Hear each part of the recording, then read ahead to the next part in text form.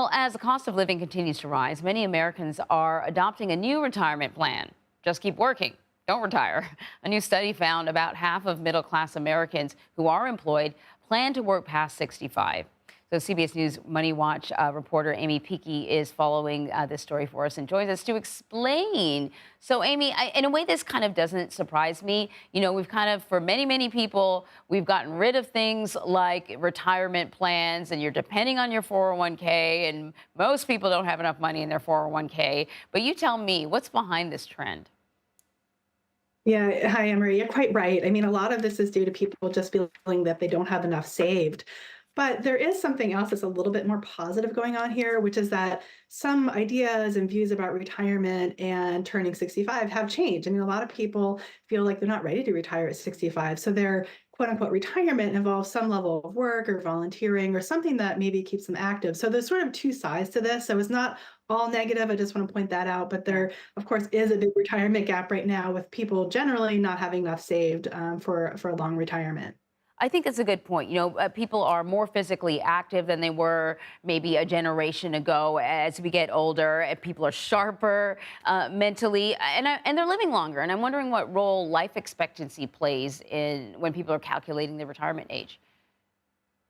Yeah, I mean, that's really interesting because this survey was middle class Americans, is 55% of the population, and their median age that they expect to live to is 90 years old. So, they're expecting 25 years in retirement.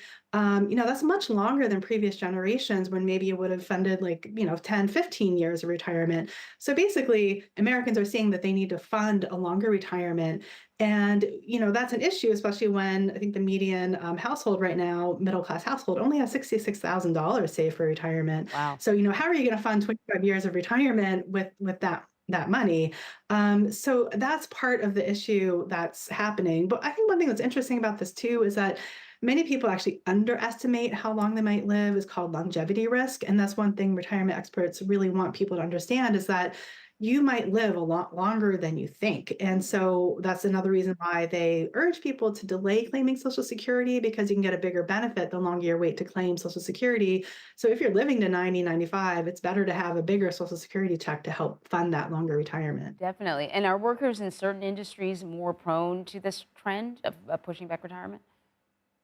Yeah, I mean, kind of like we were talking about at the beginning, there are kind of two different types of people who are driving this trend. Low income workers, and that's really a financial issue. They just don't have enough or anything saved for retirement. These are waiters, food workers, that kind of worker who's maybe earning, low wages throughout their career and maybe don't even have access to a 401k.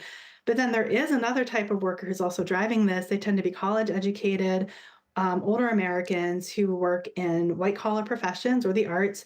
And they're the people who are more likely to say, I'm not ready to retire at 65. I love what I do. I have a passion for it. I want to stay in the workforce a little bit longer.